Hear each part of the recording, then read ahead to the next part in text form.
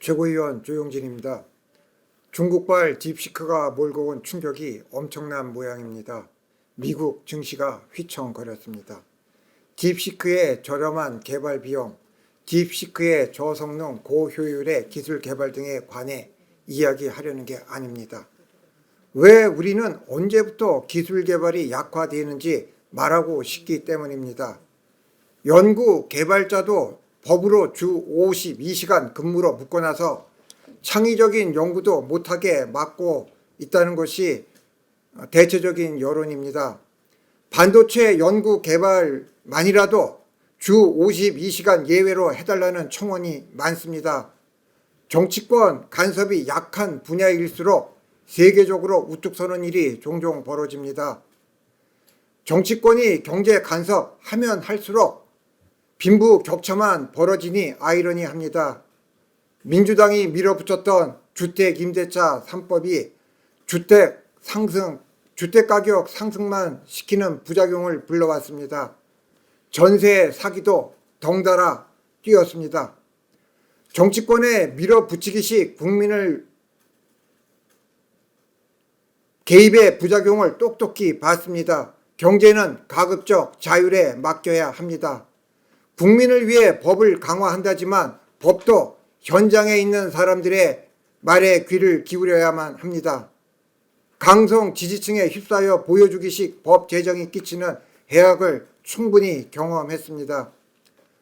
대한민국은 누구나 노력하면 같이 잘 사는 나라가 되기 힘들어지고 있습니다. 빈부격차는 세계적으로 높은 국가가 되고 있습니다. 하지만 정치권은 빈부격차에 대해 진심으로 눈을 돌리지 않고 있습니다. 선거 때만 되면 표가 되는 서민을 위한 정책을 남발하다가 막상 선거가 끝나면 흐지부지 그들만의 리그가 시작됩니다. 국민 실망시키는 거짓말 향연 말입니다. 이준석 의원, 국민 정서와 무관한 대선 출마 선언했죠. 당 분열을 언론에 고스란히 노출시켜 국민 눈살 찌푸리게 만들고 사실상 출마 선언했습니다. 한 줌도 안 되는 알량한 지지층만 바라보며 일반 국민 안중에도 없다는 모습 보여주었습니다. 여의도 금쪽이처럼 행동하는 이유가 궁금합니다. 국민 눈치 안 보고 대선 출마 선언 이유가 혹시 조여오는 검찰 기소를 걱정해서 그런 건 아닌지 우려를 금할 수 없습니다. 명태균 황금폰 수사망을 걱정해서 혼자 대선 주자급 반열에 올라 사법이 정치판을 흔들지 못하게 하는 안전장치판으로 만들 생각을 했습니까? 이준석 의원은 이른 대선 단독 추대를 요구했지만 허은하 대표는 당연히 대선 주자가 되겠지만 그래도 국민 눈에 보기 좋게 경선이 원칙이 아니냐는 답변에 급발진한 것 같습니다. 대선 주자 확정이 몹시 급했나 봅니다. 대선 주자 자리가 너무도 급해 국민 눈치 볼 겨를도 없이 당내 분란을 일으켰나 봅니다. 대선 주자는 검찰 기소 위기를 느끼는 사람들이 방탄용으로 출마하는 그런 자리가 아닙니다. 이재명 대표의 못된 선례를 따르려는 겁니까? 그게 그렇게 부러웠습니까?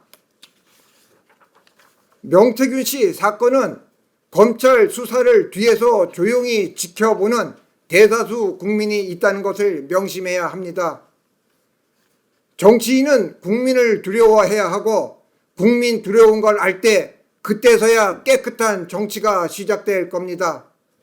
국민 두려워하는 정치인보다 국민 이용만 하려는 정치인이 많습니다. 그래서 정치가 국민들한테 손가락질 당하고 결국 국가 경쟁력을 떨어뜨리는 주범으로 전락한 겁니다. 정치가 경제를, 국가 경쟁력을 좀먹고 있습니다.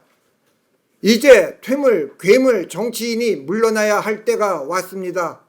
서로 물고 뜯고 싸우면서도 정치 카르텔을 형성해 공존공생하는 그들만의 리그 끝내야 합니다. 언론 카르텔과 합세하여 항상 그들만의 리그로 늘 국민을 실망시켰던 정치인 물러나게 해야 합니다. 혹시 모를 이번 조기 대선 선거가 치러진다면 새로운 정치인, 준비된 정치인, 국민 눈높이에 맞는 정치인, 깨끗한 정치인, 분열과 갈등을 종식시키려 노력하는 정치인, 그런 정치인을 개혁신당은 대선 후보로 내겠습니다. 감사합니다.